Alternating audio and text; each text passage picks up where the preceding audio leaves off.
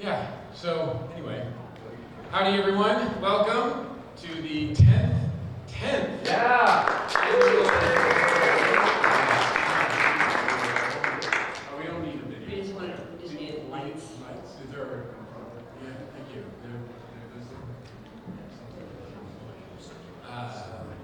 Howdy everyone, my name is Mike Gordon and I am your moderator and host, and I've been doing this for 10 years now. This is amazing.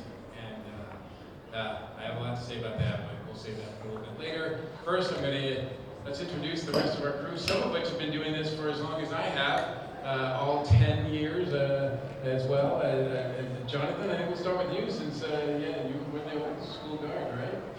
Sure, why not? I'm Jonathan Chaffin. I design tiki mugs as horror and clay. With Allison and the team of volunteers, we're going to LA Atlanta's Tiki Weekend and the Atlanta Tiki Home Bar Tour. And I guess now I've been working in tiki style for 13 years. And love and collected for a lot longer than that. Including this guy's stuff. And Jonathan and Derek have been on every single one of these panels. Excuse me. I go by Biff now.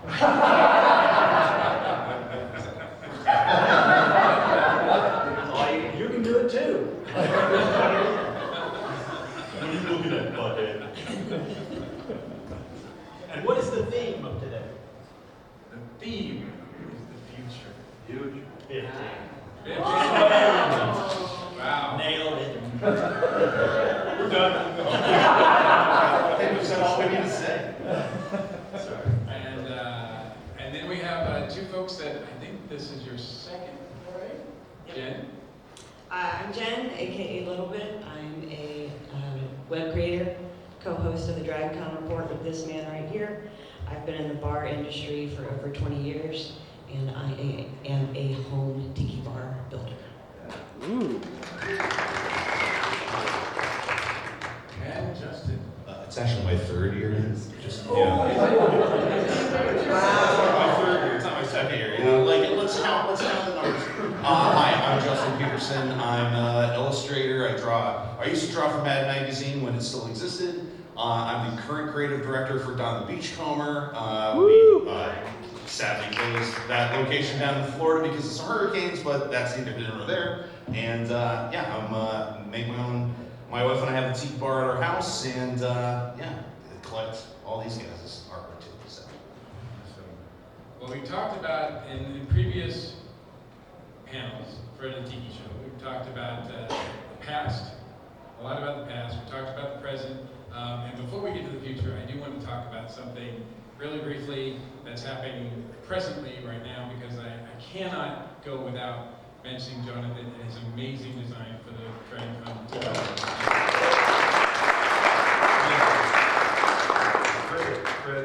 That credit's all Jamie Reeves, like the director.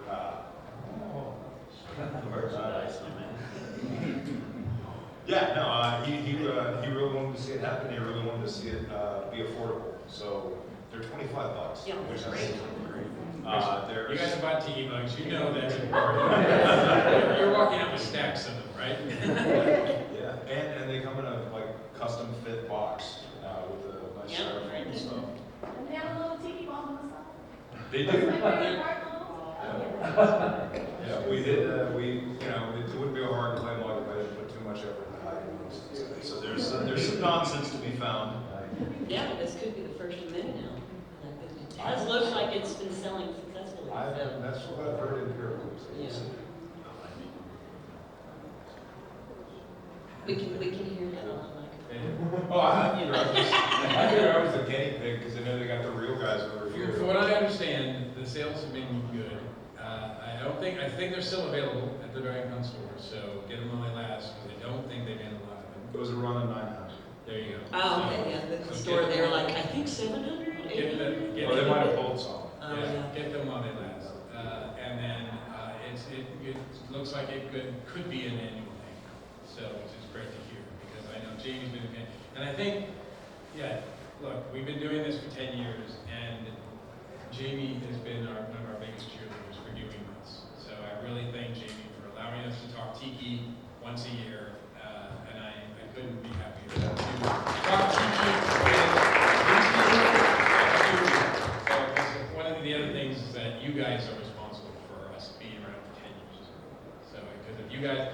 understanding is the app always goes crazy with your reviews, so thank you for that. We're one of the highest rated panels on the app, which is insane to me. Are we really? Yeah. Wow. Yeah, absolutely. That's what I've been told. I never see the ratings. So, and All those people you're paying off for working out.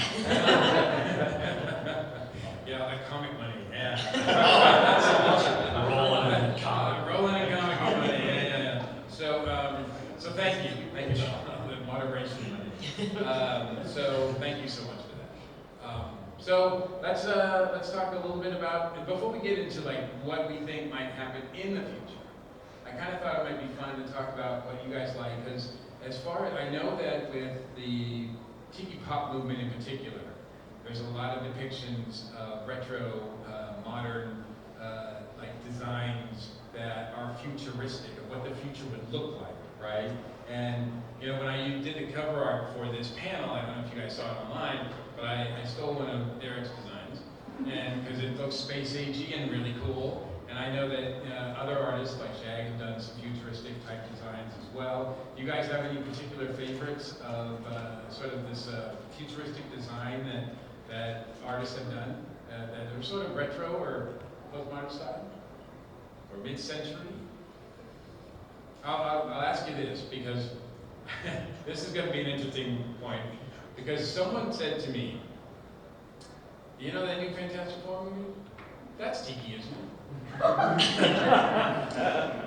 Now, you laugh, but there's a lot of like mid-century What's Jetson? Art Deco design in the new Fantastic Four movie. And even though they don't walk around with tiki mugs and all that, I think it depends on how strict your definition of tiki pop art is, right? And we've talked about that too, and I think we allow for a lot of loose definitions, at least on this panel we do. And some people are a lot more strict and a lot more purist about it than others, right? So, so I guess I'll point at that, like, does that still count for you guys as sort of like being in the same sort of ballpark? 100%. Yeah, like my home tiki bar, my house was built in 1954. We kind of designed our tiki bar at our house to be like this, you know, mid-century kind of like hip Hawaiian style vibe, which lends itself to a lot of that sort of like classic retro style artwork. And there's current Hawaiian artists, Nick Kuchar being the one on top of my head, and Punky Aloha, who are really like delving into like that kind of retro style of artwork and making it something brand new while still looking like it doesn't fit out. It's not out of place in a retro house. So yeah, definitely. For sure. Yeah, I mean, you know, I'm all about retro. My whole career is about that. You know, not just tiki stuff, but just anything, you know, from the period, anything that lit me up when I was a kid.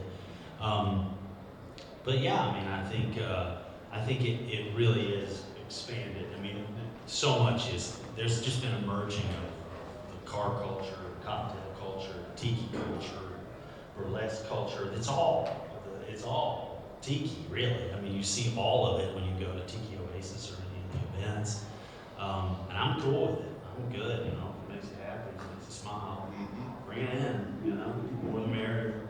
Do you think, from an artistic perspective, it's interesting when there's a retro feeling, but you're also doing a retro interpretation of the future, right? So it's sort of like, so how do you get in that mindset? Well, I'm sorry, real quick, I'll just do it.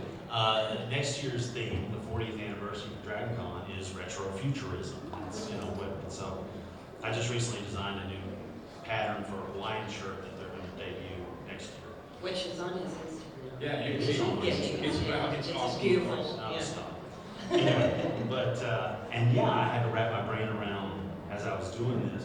What's retrofuturism? What, you know? How do you picture it? You know, I mean, I always go back to all my old reference, you know, of futuristic movies from the 50s or 40s or 60s even, to pull from, you know, because that's what I know.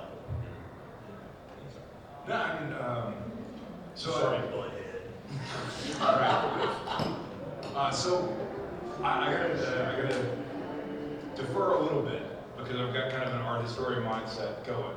So like the stuff like Gen Age, modernism, and like they're all their own distinct art styles from the 50s as well. So like saying that they all fit in Tiki now, but that's really kind of like a different art movement than it was then. And it was actually, now we've gone so far that there's like all the pop culture elements that really started coming in like 2010 and later is actually kind of different from Tiki Revival like from 90 to 2005. Like there are different elements, and they were still more separate then, and now they're much more of an amalgam. One thing that's really interesting, you're going back to the 50s for the futurism that you remember. I've been getting more and more into what I found out they call cassette futurism, which is like that 80s Nostromo alien, real projecting like reel to reel forward, and I'm starting to pull more of that stuff in. Interesting. So that's it all fits though, and it all creates that escapist vibe that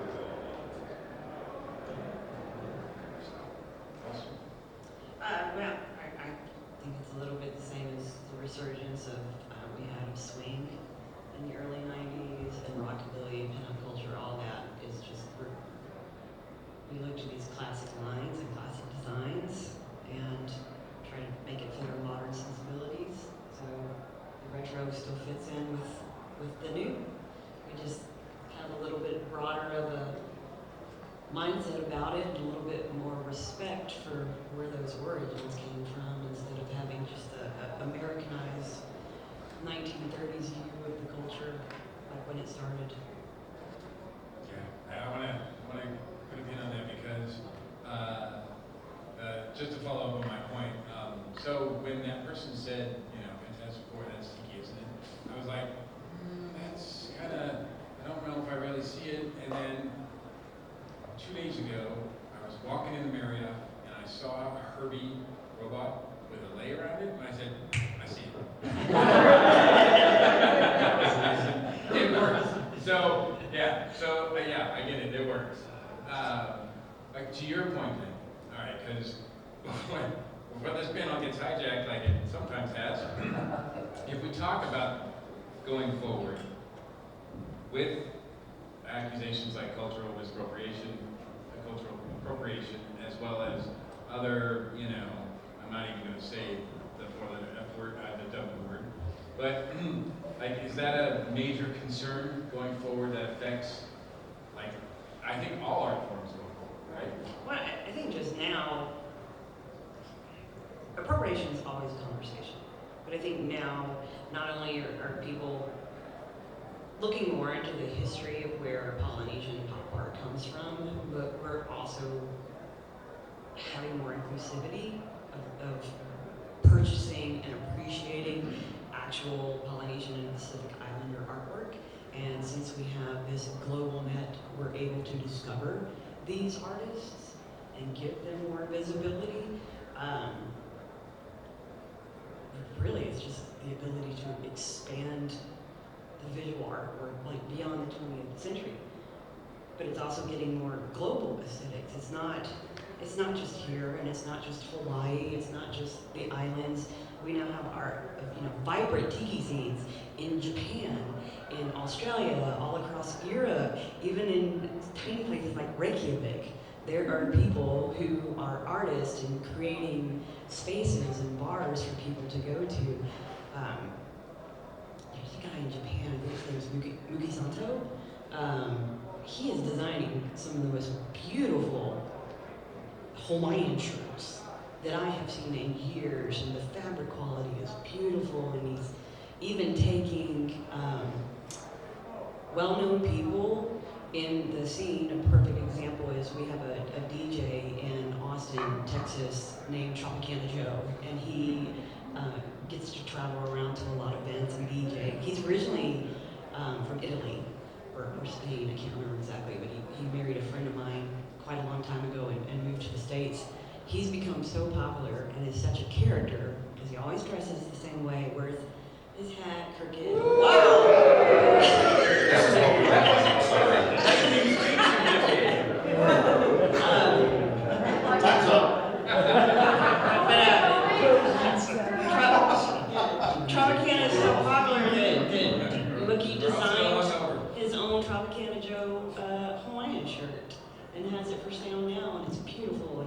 even made custom boxes, so it looks like you're in a department store from the 50s where the guys used to go get their fine silk shirts, and it was packaged in the tissue paper. When other part in time would I be able to find a Japanese artist making beautiful Hawaiian shirts? You know, it's a global stage now. So there's room for more voices, there's room for more perspectives in art. In regards to the cultural appropriation issue, I took a trip with my wife to Alaska and Canada earlier this year. And went in Ketchikan, Alaska, went to Potlatch Park, which is a totem park. I've been there. Awesome. God, it was unbelievable. It's just unbelievable. I mean, I'm familiar with the Pacific Northwest and form line style, but to see it at that scale and to see it, it was just so inspiring to me. And that's what I've always done as an artist. I see something I dig, and I want to do that. I want to do that. And try to make it my own, and try to not, you know. And so I was thinking, oh, I want to do this. I want to make this a thing, do some tiki stuff, and do some in that style. But I had to stop and go, what? Can I do that? Is it okay for me to do that? And I've done some stuff I haven't shown it to anybody and posted it because I don't want to upset anybody. I mean, I'm not indigenous. I'm not a Pacific Northwest artist. I'm not, you know. So is it okay for me to do that? I don't know. And I'm nervous about it. So in answer to what you had said, does it give you pause? It does. I mean, I worry about that. One of the ways I've always tried to get around it, at least in my mind, is that I've created this imaginary tiki world. I mean, my tikis, my cartoons, are fun, goofy things that you might see on a, you know, Bullwinkle cartoon or something, but I'm not pulling from the actual, you know, coups and all of the, you know, I'm not pulling from the, I'm making up my own imaginary things and hoping that doesn't insult anybody or offend anybody, or, you know. So that's kind of the way I try to get around it. Tell myself that I'm not stepping on any toes, because I want to do that. Yeah, like when I'm putting It's the stuff last in thing I my want. art, when I'm carving things, I'm not using the depictions of idol gods or anything, because that's not my place. I'm carving R2D2. When I created and working on the Tiki Zombie book, I specifically was like, I'm creating my own island, my own characters, my own thing. Like, it's not, I don't want it to be, you know, and sure, it's reflective of some things, but it's its own thing, and I hope that that's enough. Yeah. But you're right, in this day, especially in this day and age and everything where we're at, it's like, you know, if you do the wrong thing, you're going to get, you know, death threats.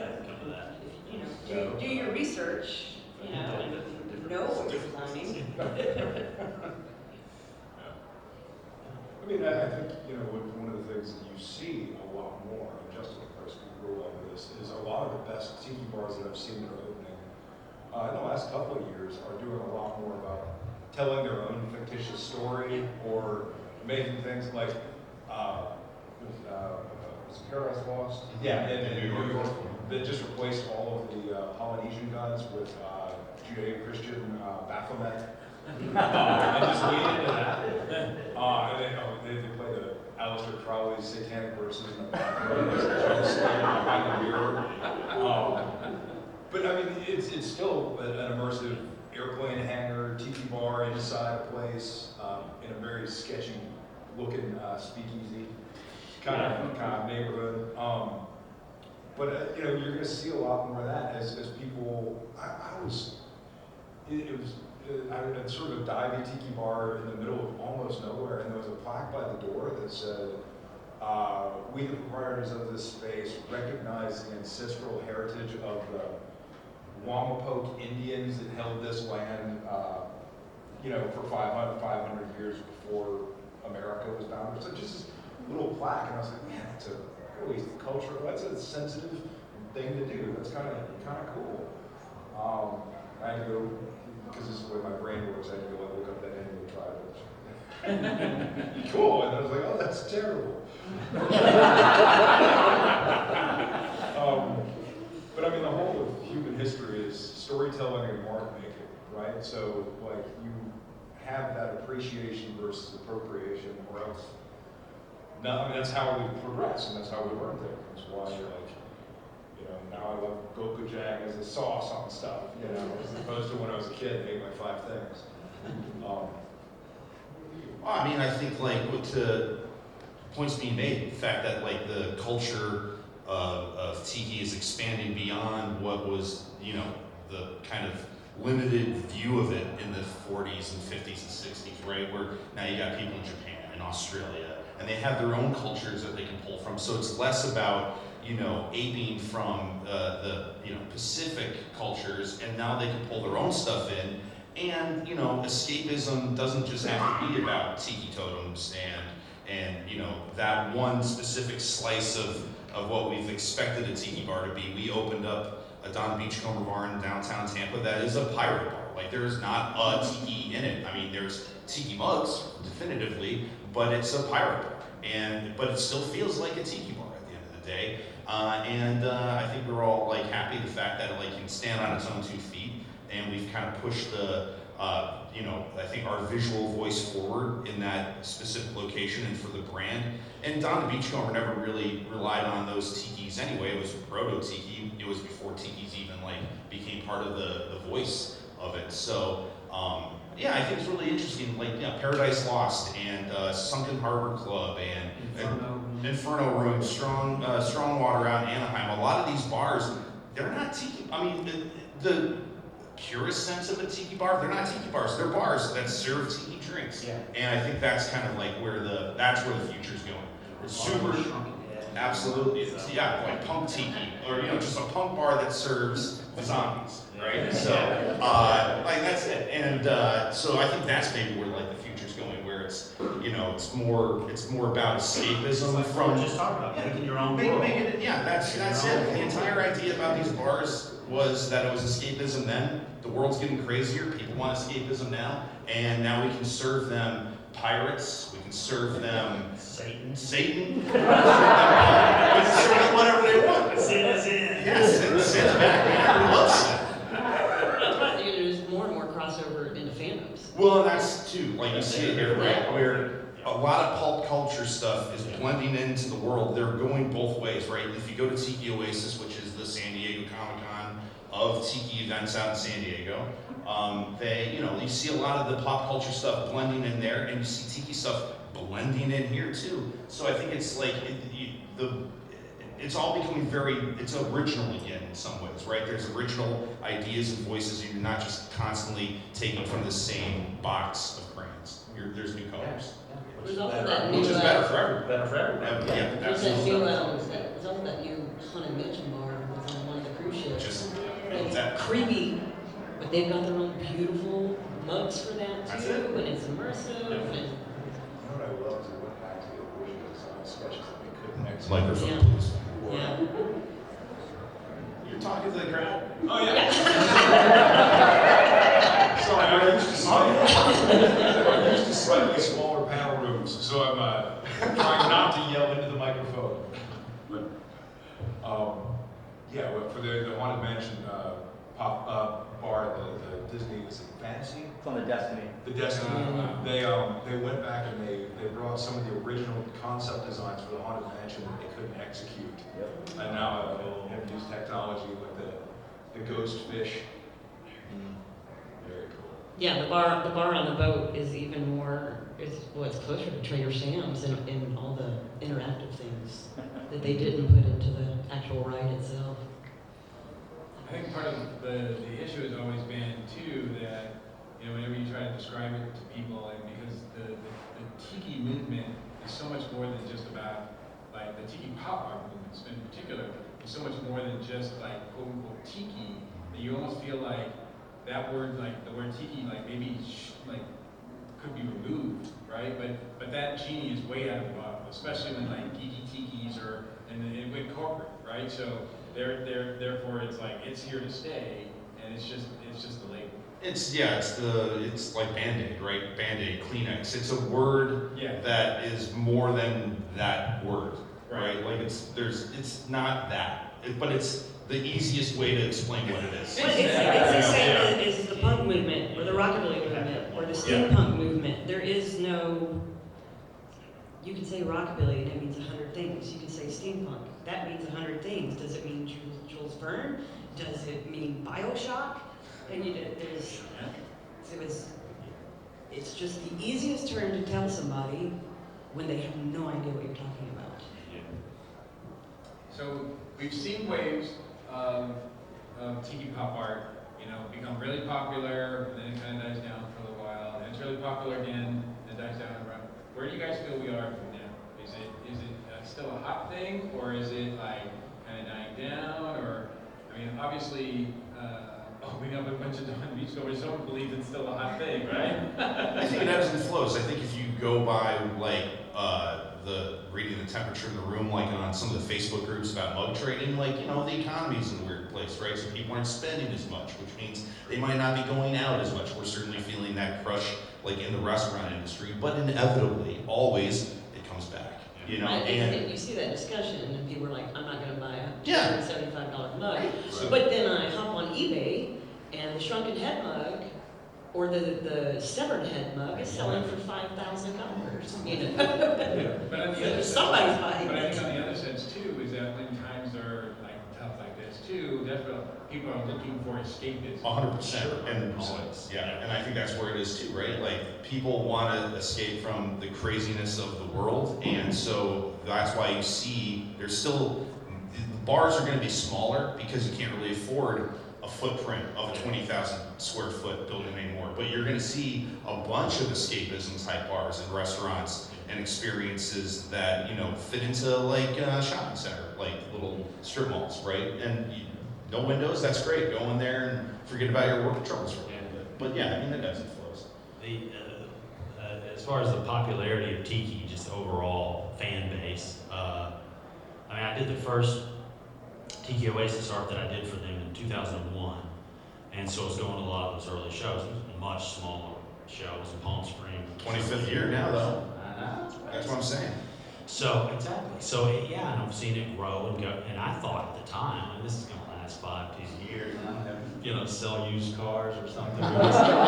and no, it just gets bigger and bigger, and there's more with bars popping up, and it's just so, I don't know, it seems strong. It seems like it's very healthy, and the fact that it welcomes all these different genres, family, and all the different stuff. It's got legs, baby. I think it's going to keep going. Seems like it. Yeah. It's slow down for me. But plus, there's also a resurgence of homers. Just like during COVID, some people learned how to make sourdough bread. Other people learned how to build volcanoes and waterfalls in their backyard. Or they learned how to make their own drinks at home. Even with the economy being bad, like you don't need to build a full immersive bar in your home space, but you can learn how to make the drinks that you love to drink when you go out in public, and all it costs is the cost of however good a rum you want to get, or if you're like me and buy every bottle of rum we find. And it's a little bit expensive, but it's more, it makes it more accessible when you can do it at home. And then the more accessible, Satisfying, too. yeah, more satisfying. Especially when I make a drink that's better than where I just spent $16 on mine. Oh yeah, I love it when that happens. Hey, it makes me proud. Oh yeah, absolutely.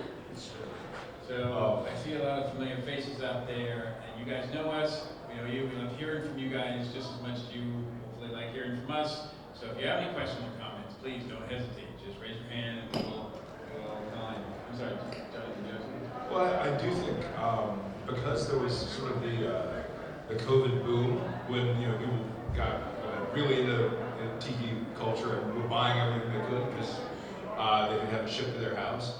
I do think now, like 5 years past, I'm hearing stuff like, yeah, my shelves are full, so I'm having to be a lot more choosy. Or you're seeing people like they're moving, and so they're culling out like. So you see like chunks of mugs hitting the ground at one time for sale, which is kind of interesting. There was like 2 years ago, there was like a lamp phase. Because within O'Haley, when we stocked the vendor's room, like we had this room where lamps were really hot right now because everybody filled their mug shelves, but they hadn't filled their ceilings yet. Yeah, but now people are learning how to make their own lamp. Now people are learning how to make their own lamps. And One of the things that happened with COVID is it was almost like if you go back to the early aughts, eBay, people were like, oh, I can go online and find something. And then we hit COVID again, and all of a sudden people are like, oh wait, they'll just bring it to me. You know, it's like I told a friend who owns a restaurant, that curbside service is never going away. It's done. And people are continuing to understand that they can just order it and it shows up. So I think that is really good, especially for artists, because you don't have to go to a con, you don't have to go find them. You know, it used to be, you know, you had to go somewhere, but people are used to it now, and I think that's going to continue and hopefully make it last longer. Well, your perfect example is sitting right out there for helping keep the Tiki spirit and Tiki designs alive. I mean, Sven designs 100 things a day and throws it on his website. And lots of you are wearing his designs out there right now. So it's he makes it accessible. To give voice to maybe a little bit more purist perspective, I don't think there's anything wrong with maybe being a little bit insistent on a narrower definition. I think that you have to be respectful in these conversations, but to take this great example, Fantastic Four, I think keeping a narrower definition just helps us to make sure we're talking about the same thing when we're using words. Let's get some philosophy of language a little bit, but as Jonathan was mentioning, there are other related movements that are art movements that deserve their own attention, deserve their own recognition. So having, again, the keyword is respectful conversation of, oh, you know, I don't really think of that as Tiki. I think of that as, you know, retro futurist, atomic age, whatever it may be. And just kind of having that maybe in mind, I think that's okay. Yeah, and I understand that too. I think the way that a lot of things work, in my opinion, and I want you guys to chime on this too, is that artists hate to be put in boxes.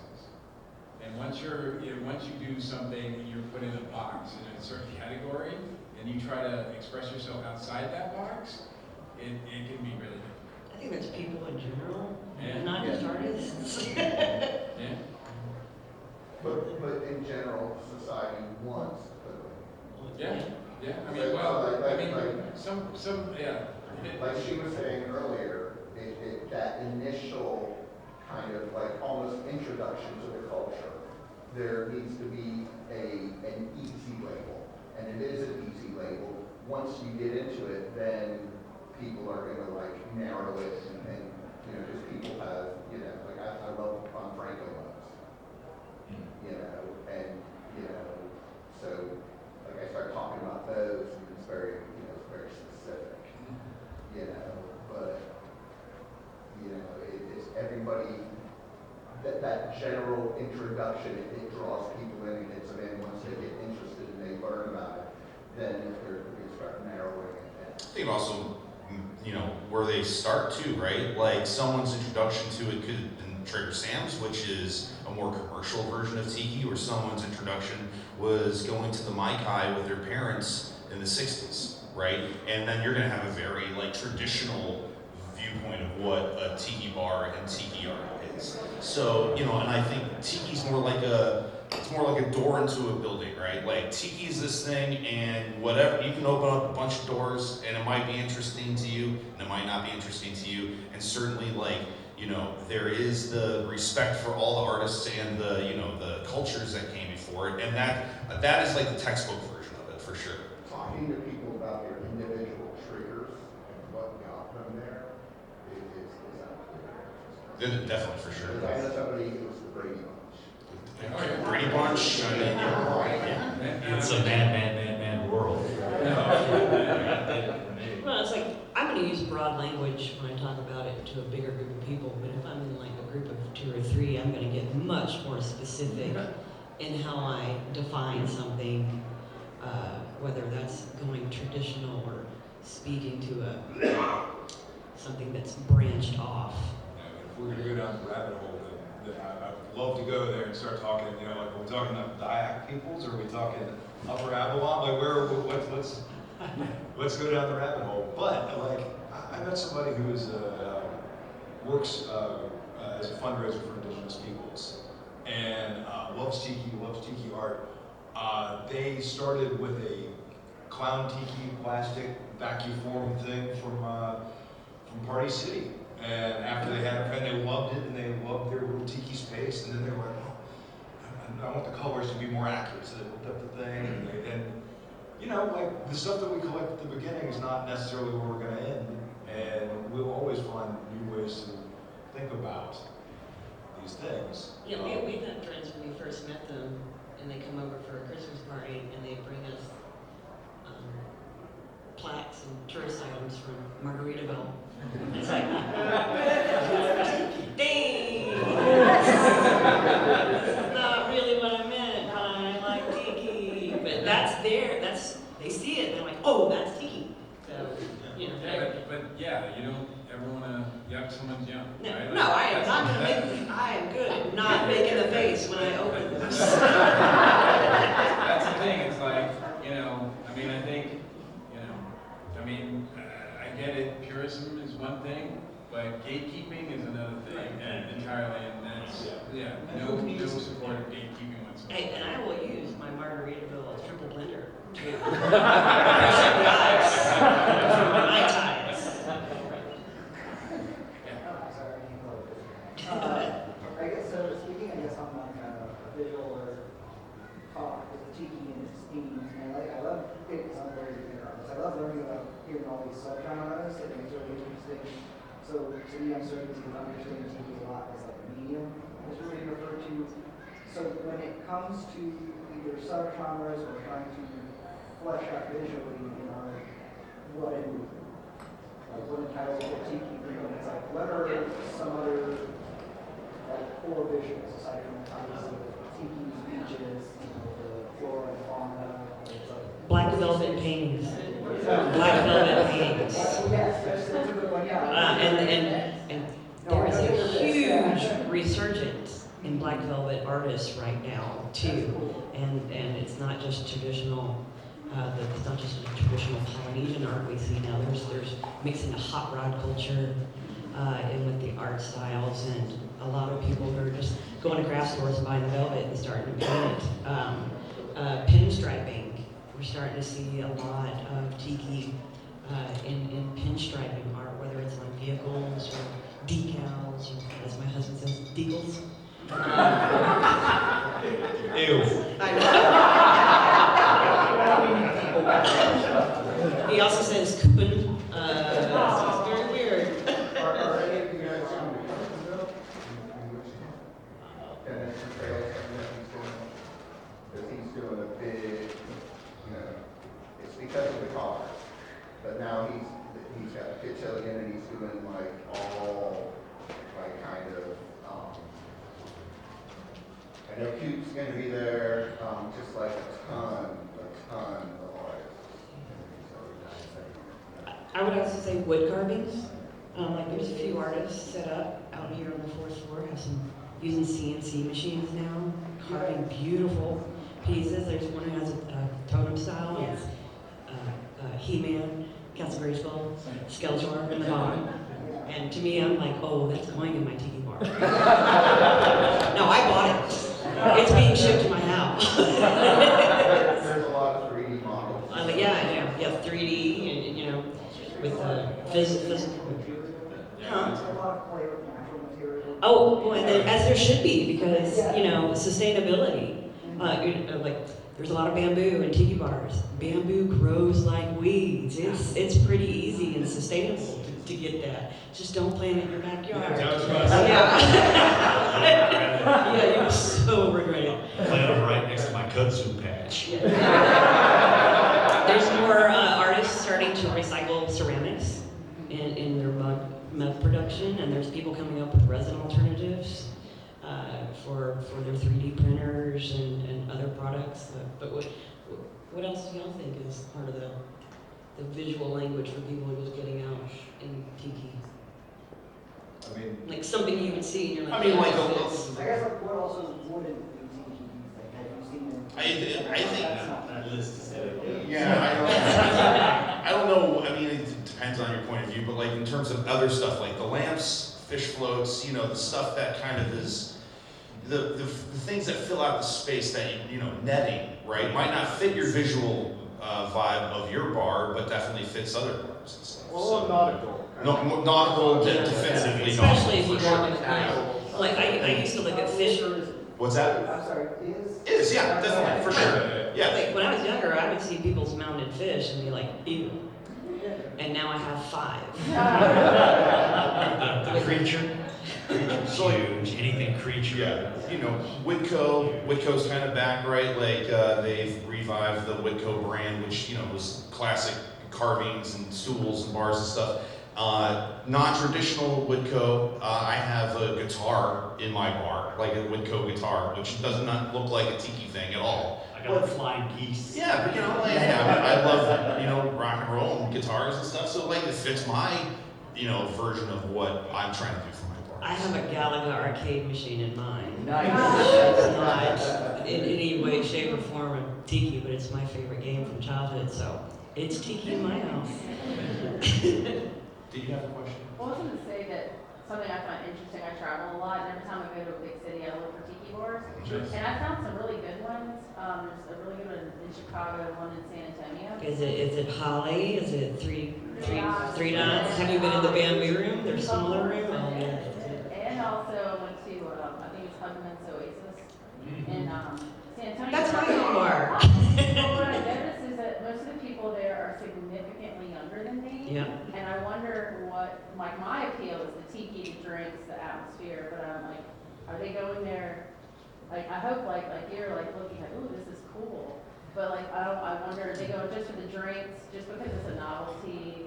But I do think there are going to be people that are going to like put like Gilligan, like, I have a picture I'm going to show you. These 2 guys did Gilligan as Cruiser to Black Lagoon and Gilligan. He's Gil again, and then Mr. Howell with a werewolf head. So it was, and it was in Trader Vic's, so it's really funny. But I just wonder, like, what are they seeing? Like, hopefully they're absorbing this and going, yeah, man, I want to go put a palm tree in my house, or you know. Well, Hugman's especially is on. It's for people who don't know, it's in San Antonio, Texas. It's on our Riverwalk, Yeah. which is our big tourist spot.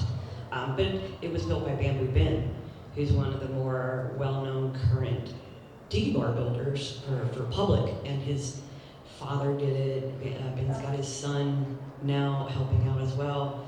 So some of it is it's capturing the tourists, but some of it is once people get in there, they're appreciating that this guy built all this from scratch.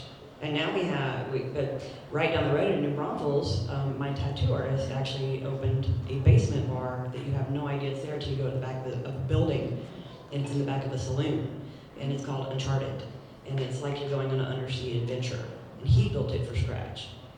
But New Braunfels is a big tourist town, so we've been down there and watched a pack of tourists go in, walk in, look around, loudly say nope, and walk right back out without even like trying the drinks or walking around and looking. So some people are doing it to discover and get appreciation, and some people are just curious and then decide, nope, not for me.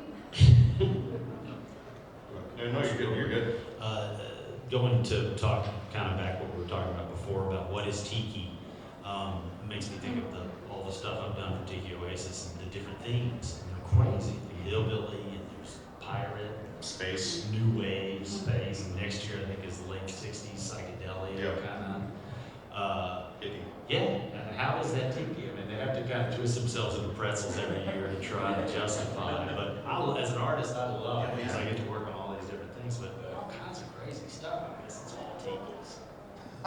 Can't go wrong. Speaking to the future, potential future, are there any young artists that are doing interesting exotic art, tiki art that you guys know or that? I mean, yeah, Mookie. Mookie for sure. There's an artist in San Antonio. She's artist in her 20s. Her full name is Connie Chapa, but online it's Art, A-R-T-E, de Coco. And she's doing some of the best black velvet art I have seen in like 20 years. And it's stunning. And she's mixing pop art and pop culture, hot rod art, a little bit of Elvira inspired stuff, some Dolly Parton. And I now own 3 of her pieces. She also does custom pet portraits and turns them into tiki, so I've done one of those as well. I think the future of pop art is more independent artists are being able to sell their work by blending their style with the traditional style.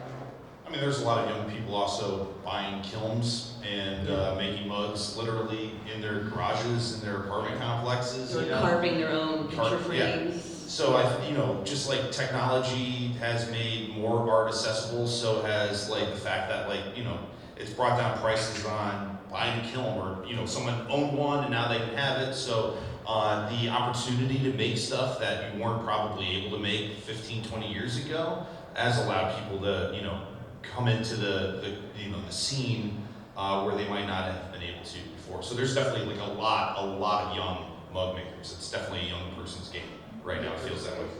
And maker spaces also help a lot. We have a couple in Orlando, and that also, it helps bring showing young kids that they can work with their hands and create something unique and something awesome. That's a way to keep it going. To your point, you see a lot of young people at the bar that you went to. You have to deal with influencers, with social media, and some of those people are coming in there because they think it's funny. They're like, haha, this is so nerdy, look at this bar. But some people are gonna change their entire point of view. They're gonna be like, this is everything I've ever wanted, and they fall down the rabbit hole like the rest of us, and then it perpetuates itself again and again and again. So, I think that it's just a matter of being open to those young people, because it's like they're going to come in, they're not going to have every piece of information that we have in our head, and kind of like being good stewards of this lifestyle, of the brands, of the art, of whatever, making sure that they feel welcome. Just like you walk around this place, this is one of the more welcoming conventions you can ever go to. And we should do that when we go to tiki bars. You see a young person come in and be like, let me introduce you to this weird drink that was made in 1944, guys. Let's taste this drink that was meant for smokers. Let me show you there's 15 different versions of it. Exactly. They all taste different. Your taste buds will burn off, but don't worry, it'll be fine. You'll get used to it. You'll get used to it. Yeah. Anybody? I think we're going to see, going forward, this is prognostication, I think. Like the Tiki revival in the 90s was a lot of folks coming out of the punk scene, discovering stuff and kind of what their identity, their next identity was going to be. I suspect, because I'm seeing a lot more the fashion style, dark academia, and I've seen a lot more goth tiki and a lot more horror tiki. Well, they're goth tiki clubs now. Well, yeah. Ray London. Yeah. But in part, I think that is because the special effects industry has grown up, and a lot of those guys are now discovering, like, I can make shrunken heads all day, and tiki people will buy them, put them in their tiki bars, and I can make, slip casting mugs is one step away from the work that I do anyway with all this. So we're having a lot of movie professionals step in and bring their sensibilities, but also their professionalism to it, which also means that, like, got 1 million mug releases a week now, which is unreasonable, but Thank you for adding to it. yeah. Also, You're part of the problem. Yeah. Look, man, I do like 1 new mug every 4 years. okay, all 3 of you are part of it. I have bought mugs and glassware from all 3 of you this weekend. So. Thank you. I'm part of the problem. I am also part My of the mother-in-law's gonna hate the box. She's gonna have to ship back home to me. I also think mass media, of course, will, big pop culture big items will make a big difference. I mean, I think, obviously Disney's had success with Moana 2, they're doing a live action version of Moana, so that's obviously probably going to make a difference. I'm excited to see Jason Momoa's new show, Chief of War, which is all about like Game of Thrones and wine. streaming Yeah, TV Plus. Yeah, It's incredible. Well, the traditional language. Yeah, Yeah. so I think things like that are gonna, like, they can only help, right? Yeah, I mean, you know, and it's also just such a visual thing, right? Tiki, that's so colorful and it's so dark and mysterious. The movie makers, TV producers, they put that stuff in the movies because it's so cool in the background, and that just allows people to be like, what is that? What part of that? Oh, they filmed that at a bar in Hawaii. You know, when I go there, I'm gonna have to check this place out. Yeah. Or you know, I think there's it's really awesome the fact that they're, you know, people are bringing it back to the mainstream, which is good and bad, but I'm here for it. Well, we're also seeing more with the retro futurism. There's a new show called Nautilus. I don't know what channel it airs on. I get it on the app.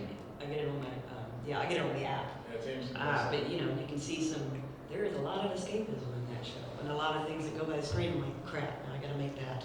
Did you see that Tiki movie, The Fantastic Four, the new Fantastic Four Tiki movie? There's a new character called Tiki Man. It's made out of Lay's.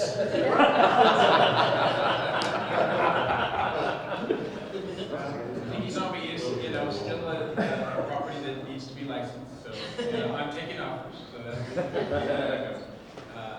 Any other questions or comments? Go ahead. Kind of talk about escapism and the traditionalism and everything. Just it seems with music, it's like, you know, I kind of grew up with the whole exotica and the tiki and the surf rock and stuff. And then before Tiki Oasis downtown closed, you kind of went and had beach blanket bingo on all the TVs, but they were playing like 90s hip hop and everything. So I guess kind of get more of the younger crowd to come in. Is there any potential for like instrumentals today to kind of come back in and Well, just like the art is having a resurgence, there's actually a resurgence of bands. You know, we have some established ones like the Surf Jets. I think I just pronounced that wrong.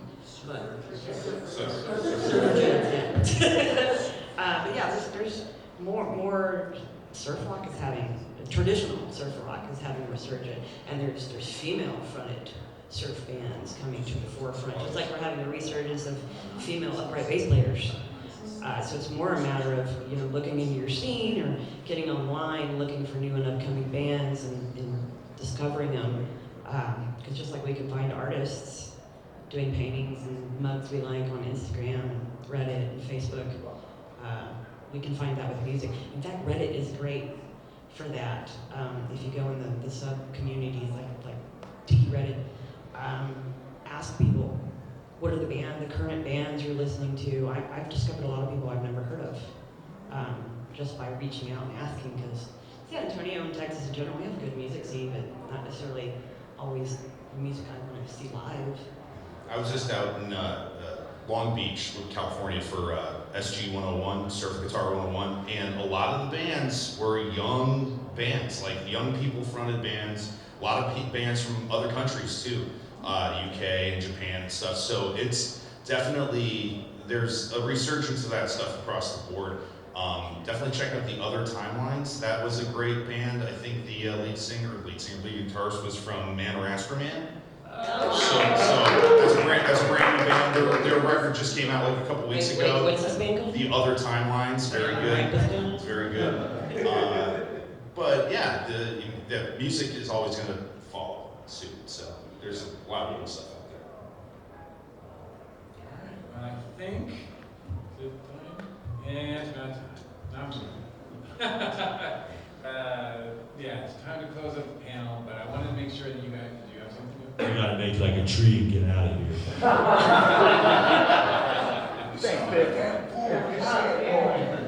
But before we leave, I just want to make sure that I thank you guys so much for participating not only in this panel, but all the panels previously. The 3 that you've done show 3. 4 now. There's 3 now, all right. They'll be 4 next year. There will be 4. There will always be a place for you up here. Real quick, tell people how people can find you, not only at DragonCon, but online. No, they always told you. Online, on most places, I am Lil Bit Odd, LILBITODD. You can also find me at the DragonCon Report. And if you're on Facebook or Discord, I'm also the creator and lead moderator and researcher for the DragonCon parties, meetups, and more group. I'm pretty much on all socials as @HorrorInClay and @Inuhele, which is Tiki Weekend. And because no one can spell or pronounce that, just look up Atlanta Tiki Weekend and you'll find the event. Oh, and if you picked up the mug, we did recipe cards for them. I've got them available at the booth. Anyway, you should just come slide by and pick one up. Don't you also have an Inuhele card right there in front of you? I do also have Inuhele cards in front of me. And even Horror and Clay Swizzles. We went all in on business cards you can't destroy in the puddle of liquor at the bar. We went about 1,000 of those a couple of times, and then you'll be like, nope, do this. My Instagram is derek.art, and derekart.com is my website. It's got all my crap on it. @Justin Peterson on Instagram. So. I also have ribbons if anyone wants any ribbons for your. I got ribbons too.